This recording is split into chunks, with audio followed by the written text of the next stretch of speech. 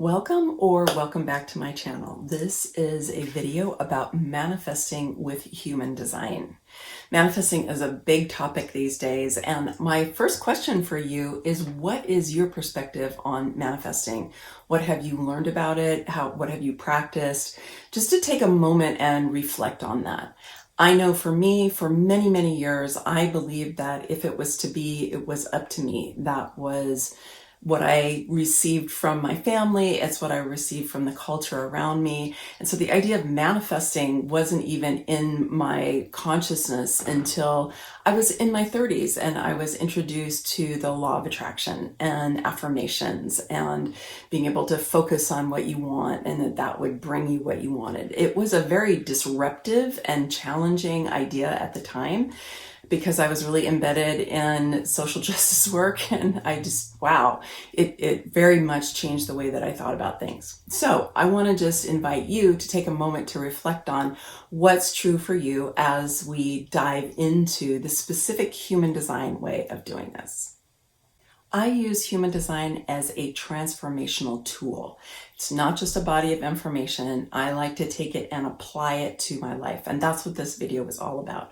It's how do you take the insights from human design and actually transform your life with them? I'm going to share with you 3 steps in the manifestation process with human design. First, just a little bit of context. So what I first learned with law of attraction had to do with the reticular activating system. I don't know if you've actually heard that term or not, but it's kind of interesting because it has to do with how the brain, so the reticulating activating system is a bundle of nerves at the brain stem.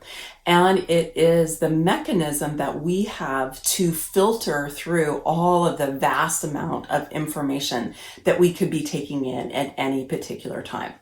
It's that same phenomenon where, let's say you want to buy a car and you've decided on the car that you want, and then suddenly you see that car everywhere, right? It's that kind of a thing. And it has to do with how your brain selects for certain things to focus on.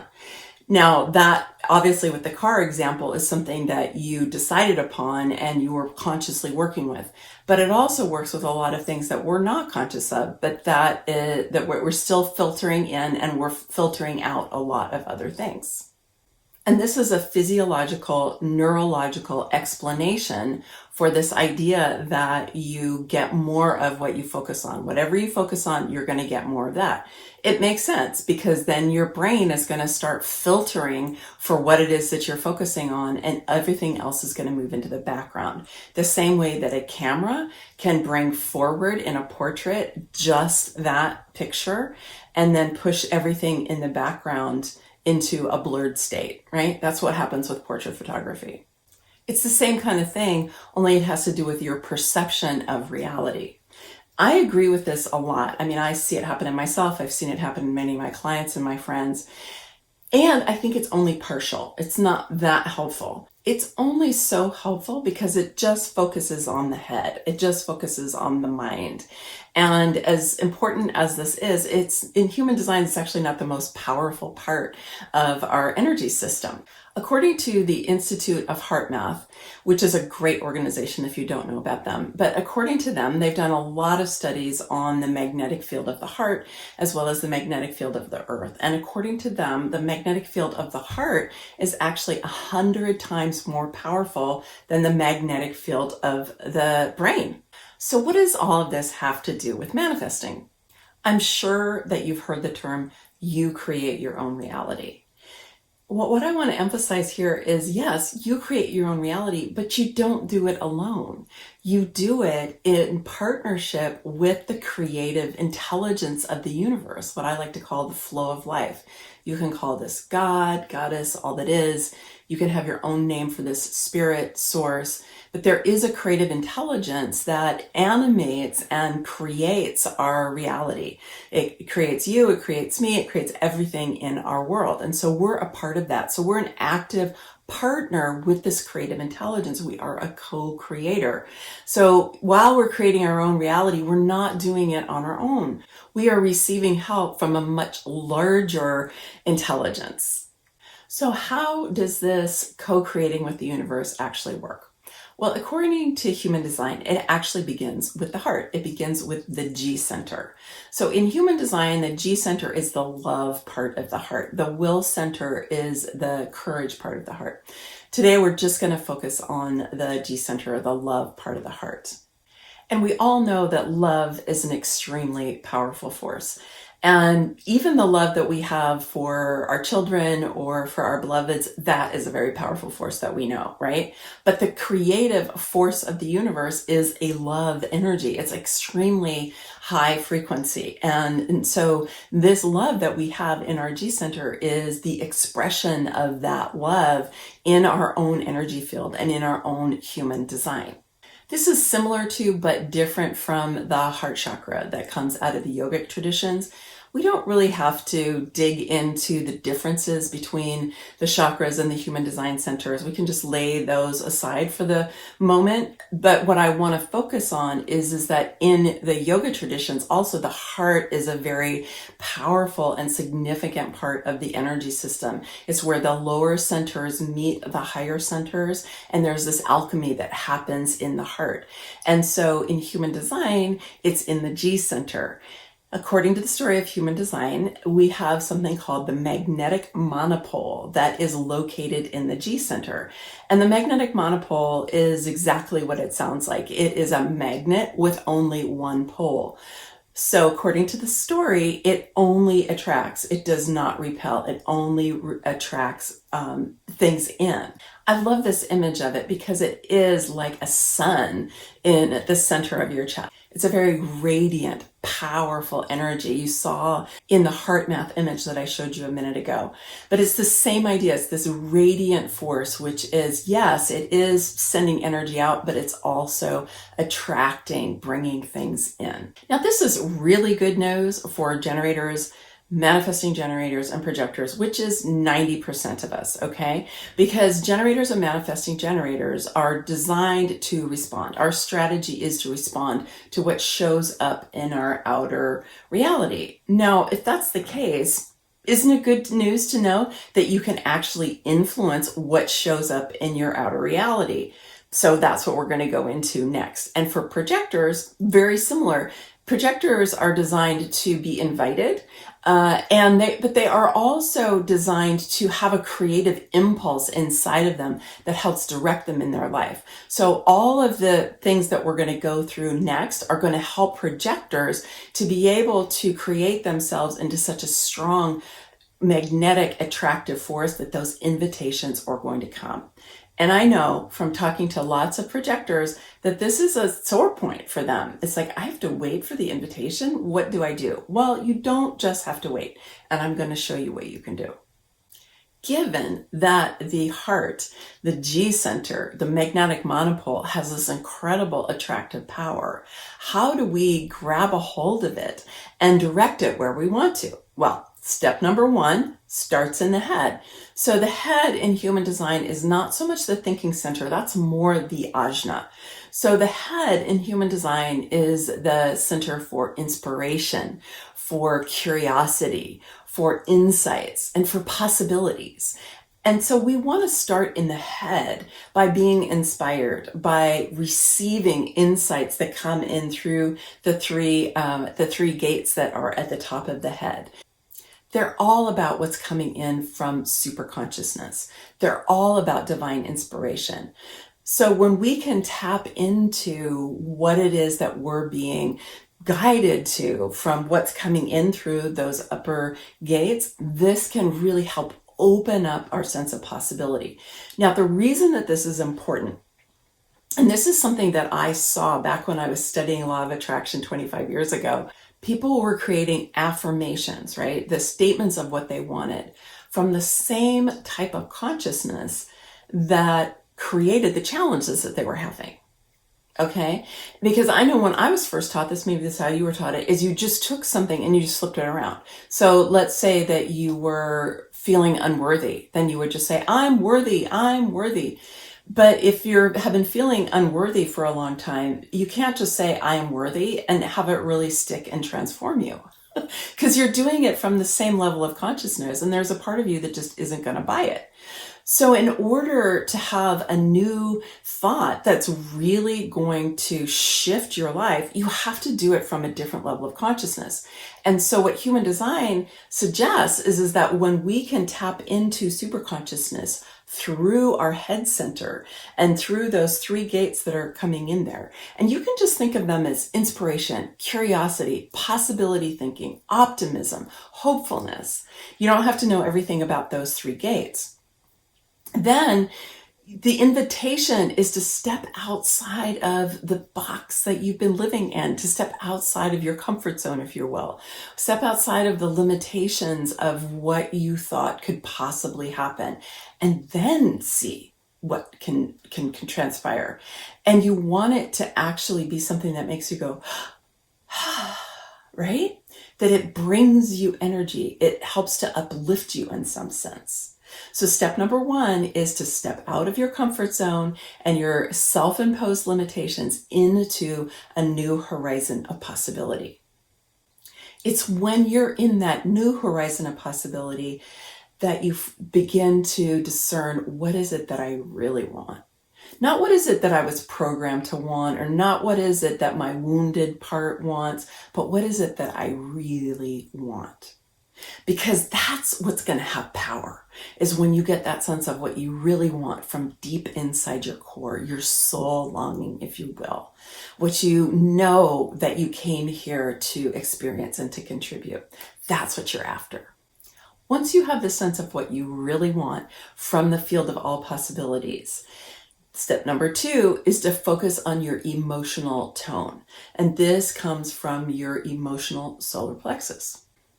Your emotional tone isn't so much the feelings that you have. Our feelings, they come and they go, right? The feelings are designed to move. Emotions are energy in motion. What we're talking about here with emotional tone, and that the emotional solar plexus is really about, is the power of your emotions. The emotional solar plexus is one of the 4 engines in the chart, and it's a powerful one. If you just think about how powerful your emotions are, whether you're blissful and joyful and ecstatic and how powerful that is, or whether you're angry and rageful and how powerful that is. What we're going for here is the kind of emotional tone or emotional energy you're experiencing most of the time.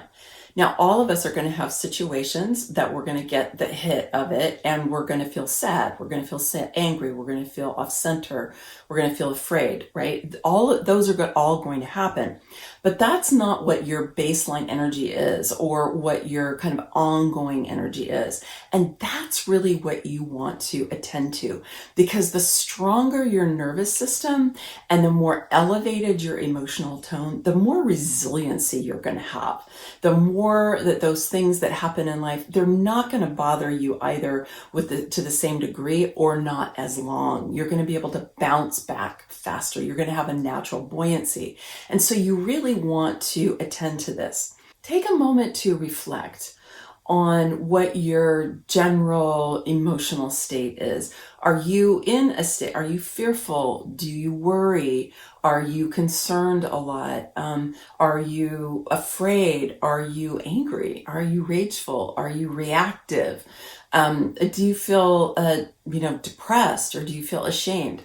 All of these are kind of heavy emotions that are not, even though they're powerful, they're not really helpful for you to create more of what you want in your life. Because if you think about it, we go back to that reticular activating system, right? And if you're in a state of fear or worry a lot, you're going to get more of that. Or if you're rageful, and unfortunately with everything that's been happening in the world the last couple of years, there's a lot of rageful people out there. So you really want to be looking at, what's your regular emotional state? Or are you more optimistic? Are you more compassionate? Are you more caring? Are you in more of a state of positive anticipation? Do you feel more like the universe has your back and life is going your way? That's what you want to cultivate for yourself, because when that is your baseline, that's really what you're going to be building your manifesting power from. And those positive qualities that also has the love of the heart, is a much more powerful force than the other ones in your life. Your emotional tone is always calibrating that magnetic monopole in your G center, whether you know it or not, whether you're doing it deliberately or not, whether you're doing it consciously or not. You're always creating, you're always co-creating. You are a creative force. You cannot not create. You cannot not send out a vibration from your magnetic monopole. So you might as well grab a hold of it and have it be what you purposely want. Part of this can come from remembering that you're not alone and that the universe is your partner and that you do have support in co-creating your life. I think when we get in those more downward spiraling emotions, it's because we feel really isolated and we feel really alone. And then it's hard, right? Life is hard when you feel really alone and really isolated. And I get it. During this COVID period, many people have felt very alone and very isolated. I want to remind you that the creative intelligence of the universe is always here to be your partner. And it's important to remind yourself and to do things in your life that help you to generate and stimulate that relationship with this creative force. I do this in my life through doing yoga and pranayama breathing practices and meditation. I also write a lot and I do a lot of creative endeavors because it's in the creative endeavors that I really feel that I am in that co-creative relationship with the flow of life. So I would suggest to you, find a way that you are always elevating that emotional tone. You're opening up your sense of possibility. You're in an upward spiral of energy rather than a downward spiral of energy. So some ways you can do this through physical activity. I think physical activity is great. So it could be walking, it could be riding a bike, it could be going to the gym if your gym is open, it could be swimming. It could be any physical activity that you do, because that naturally will bring about endorphins. It'll get your energy moving. It'll start to open up things and you'll have a greater sense of possibility when you are physically active. Conscious, purposeful breathing is one of the most potent and powerful things you can do to change your state. I'm a certified clarity breathwork practitioner. I've done clarity breathwork for over 15 years and I love it and I recommend it to people all the time. And I also do a variety of different practices that come out of the yoga traditions that are pranayama practices. And I will soon provide you with some more videos that have to do with these types of breathing practices. But right now I want to direct your attention to the solstice gift video that I did in June. And the very first part of it has 2 different breathing practices that people loved. So if you go and you watch this video, you'll see it's in the first 10 minutes. There's these 2 different breathing practices. And I do versions of those breathing practices every single day because it just helps to clear out the old and helps elevate my energy, helps me feel that connection to the creative force of the universe, and it's miraculous. Breath is one of the biggest allies that you have. And even just sitting and doing long, deep breaths for like 5 minutes can really change your energy. Writing can be a great way to elevate your state as well. In the book, The Artist's Way by Julia Cameron, you might be familiar with it. It's been around for a long time. People love it. She has a practice called morning pages, which you just, first thing in the morning, you sit down and you write stream of consciousness 3 pages in your journal or on scrap paper. And the idea is that you're just moving energy out of your system, out onto paper. You're doing a brain dump.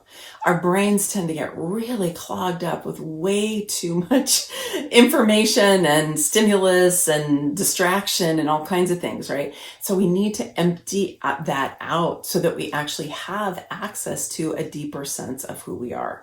So writing can be great for that. Also just writing and reflecting on how you feel about things. If you've you've been in a state of worry about something, we all do that at times, just unpack that a little bit. Unpack your worry and see if there's any real reason for you to be so concerned. My last suggestion is to talk to a high quality listener. A high quality listener is someone who really knows how to listen. So they're going to be there and they're going to be hearing what you're saying. They're going to say back to you some of the things that you have said. They're going to draw you out by asking you some questions. They might summarize what you said and say, did I get it right? They're going to empathize with you. They're not going to have an agenda. They're not going to give you advice. They're not going to tell you that, what they think about it, right? They're just there to help draw you out. This for projectors can be super helpful. Projectors are well designed to come to their own understanding and their own conclusion about things through talking it out. And it's also a way that they can process energy. But it can be useful for all of us, talking to a high quality listener. Step number 3, now that you have cleared out some of the old emotions and the stuck energy and all of that, and you've uplifted the quality of your state and your emotional tone, now you want to get emotionally involved in what it is that inspired possibility of what you want, that you are working with your head with, right? You want to get emotionally involved with it. Now, the reason that we wanted to clear the energy first and be able to uplift your emotional tone is that if you attempt to get emotionally involved in this sense of possibility, but your regular emotional tone is one of worry or fear or anger, it's going to be hard for you to really have a positive, uplifting, emotional state in relation to that sense of possibility. Do you see how that works? So in both cases, we want to be able to step out of what our normal is into a more elevated state. When we do that and you get emotionally involved in what you were excited about, that then calibrates the tonality of, or the frequency or the radiance of the magnetic monopole. One of the best ways to do this is to imagine what it will feel like to be experiencing what you came up with that you really wanted. So you can visualize this, you can write about it, you can draw it, you can go inside. I'm not a visual person, so it doesn't really work for me, but you can, if you are a visual person, you can imagine yourself in scenarios that are the ones that you want to be experiencing and build that emotional involvement, that emotional excitement. You want a positive anticipation that it's actually already here, but even that it's coming.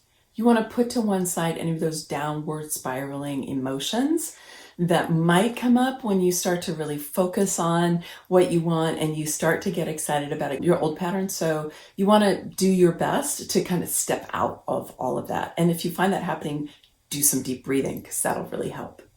When you do this, it's going to boost that magnetism of your heart.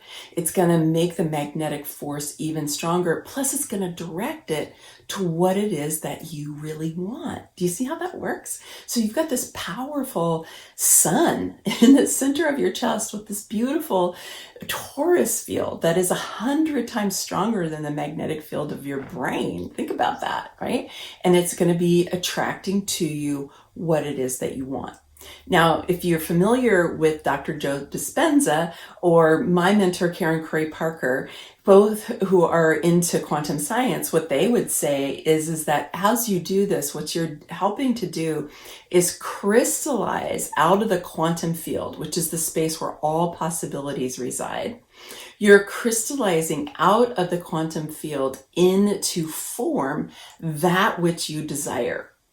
In effect, in a quantum way of thinking of it, it's going from the wave, right, to the particle. The wave actually has no dimensionality, but then when it crystallizes into particle, it has a dimensionality. So that's what we're doing. We're taking things from the wave form of possibility into the more solid form of the particle of the thing that it is that you want.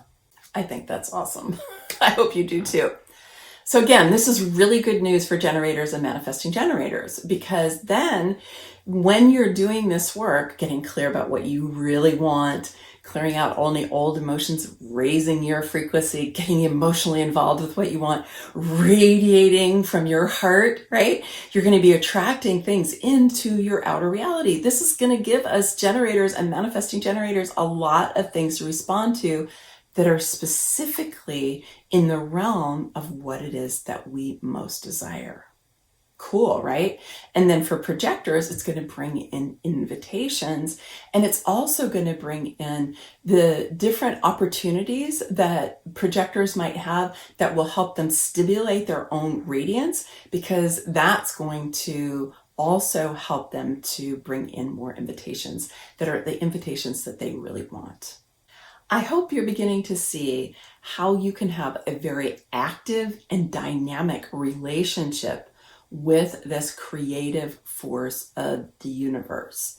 You need to do your own work so that you can evolve yourself out of your old patterns, and you can raise up your own energy so that you can be more in alignment with what you know is possible. Even though you've never experienced it yet, you're aligning yourself more with that. And then the universe is going to bring it in.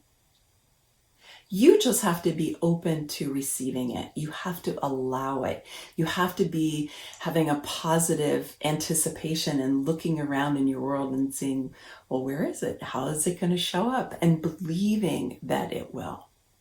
Step one, getting out of your limited ways of thinking and into the realm of possibility so that you can tap into what it is that you really, really want.